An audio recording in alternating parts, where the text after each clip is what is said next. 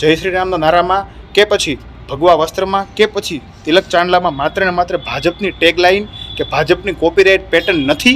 આ વાત ખુલ્લેઆમ કહું છું કે આ તિલક અને આ ચાંદલો એ કોઈ ભારતીય જનતા પાર્ટીની દેન નથી કે કોઈ વારસા એન્ટ્રી નથી ભાજપની કે ચાંદલો કર્યો હોય એ ભાજપના માણસ હોય। મર્યાદા પુરુષોત્તમ ભગવાન શ્રી રામચંદ્રના જન્મદિવસ એટલે કે રામનવમીના આજના પવિત્ર અને શુભ દિવસે હિન્દુ ધર્મના અને ભારતના તમામ સનાતન પ્રેમી જનતાને મારા ભાવથી જય જય શ્રી રામ। અને બીજી એ વાત, થોડા ઘણા દિવસોથી ઘણા બધા લોકોએ મને સલાહ સૂચન અને વણમાગી સલાહ આપી છે કોમેન્ટ, ફોન કરીને કે મેસેજમાં કે ચાંદલો કરીને ભારતીય જનતા પાર્ટીનો વિરોધ ન કરવાનો હોય, ચાંદલો કરીને આમ આદમી પાર્ટીનું સમર્થન ન કરવાનું હોય અથવા આમ આદમી પાર્ટીનું સમર્થન કરવું હોય તો ચાંદલો કાઢી નાખો। આજે એ તમામ લોકોને ભગવાન રામના જન્મદિવસ એટલે કે રામનવમીના પવિત્ર દિવસેથી મારે કહેવાનું એ થાય છે આ ફેસબુકના માધ્યમથી કે તમે સાંભળી લેજો ખાસ કરીને કે આ તિલક અને આ ચાંદલો એ કોઈ ભારતીય જનતા પાર્ટીની દેન નથી કે કોઈ વારસા એન્ટ્રી નથી ભાજપની કે ચાંદલો કર્યો હોય એ ભાજપના માણસ હોય।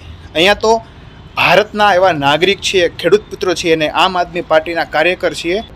અને બીજી એ વાત કે ભારતીય જનતા પાર્ટીનો વિરોધ શા માટે? તો ભારતીય જનતા પાર્ટીની જે રીતની નીતિ અહંકારી અને તાનાશાહી નીતિના કારણે આજે અમારો સમસ્ત ખેડૂત વર્ગ ત્રસ્ત છે, મધ્યમ વર્ગ ત્રસ્ત છે, ગરીબ વર્ગ ત્રસ્ત છે અને ગુજરાતના બધા લોકો આજે પીડામાં છે। એ પશુપાલકો હોય તો ભલે, શ્રમિકો હોય તો ભલે, દરેક લોકો આજે આ ભાજપની એવી નીતિ કે માત્ર ને માત્ર ઉદ્યોગપતિઓને ફક્ત ને ફક્ત દેશ ખોળામાં આપી દેવો આવી નીતિના વિરોધ ખુલ્લેઆમ કરીએ છીએ। એટલે ચાંદલો કરીને ભાજપનું સમર્થન કરવું કે વિરોધ કરવો એનો વિચાર અંતિમ તો મારે જ કરવાનો છે કે ચાંદલો કરીને મારે કઈ પાર્ટીને સમર્થન આપવું। બીજી એ વાત, ઘણા બધા લોકો ફક્ત ને ફક્ત ધર્મના નામ ઉપર ગુમરાહ કરે છે, એને પણ આજના દિવસે કહીએ છીએ કે તમે ખરેખર એટલા જ શૂરવીર હોય તો ભારત દેશના સનાતન ધર્મના જે આદિ ગણાય શંકરાચાર્ય, એને ખુલ્લેઆમ જે ઉત્તર પ્રદેશમાં પ્રયાગરાજ ખાતે ઘોર અપમાન કર્યું હતું ત્યાંના સ્થાનિક પોલીસે અને ભારતીય જનતા પાર્ટીની સરકારે, તો ત્યારે એક પણ ભારતીય જનતા પાર્ટીના હોદ્દેદારોને, એક પણ ભાજપમાં માનવાવાળા કે ચાંદલો કરીને માત્ર ને માત્ર ભાજપના ગુણગાન ગાવાનું કહે છે, મને સલાહ આપે છે, એ લોકો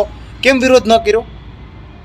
શંકરાચાર્યજી એટલે કે આપણા સનાતન ધર્મનું મૂળ ગણાય, એનું અપમાન, ઘોર અપમાન સરા જાહેર ભાજપ સરકારે અને ત્યાંની પોલીસે કર્યું, તો ત્યારે આ લોકો ક્યાં ગયા બધા સલાહ આપવાવાળા? એટલે સલાહ આપનાર લોકો માત્ર ને માત્ર એ રિચાર્જ કરેલા પેકેટ હોય છે એવું મારું માનવું છે। એટલે આ સલાહનો કોઈ માયને નથી। આજના પવિત્ર દિવસે આ વાત કરવાનું મન એટલે થયું કે આજના દિવસે બધા લોકો જાણતા હોય કે પવિત્રતાની સાથે સાથે તમારી અંતર્ગત એક શુદ્ધ અંતઃકરણથી તમારી વિચારધારા શું છે એ સ્પષ્ટ કરવાનું।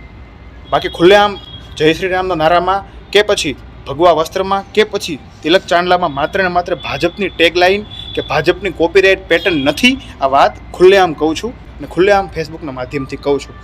તો આ વાત તમે શું વિચારો છો જરૂરથી મને કોમેન્ટ કરીને કહેજો કે મારી આ વાત સાથે તમે કેટલી હદે યોગ્ય। બાકી તો અમુક લોકો સલાહ આપવા આવવાના જ છે, એમને કાંઈ વાંધો નહીં, એમનું પણ વેલકમ। આભાર, અસ્તુ, જય હિન્દ, જય ભારત।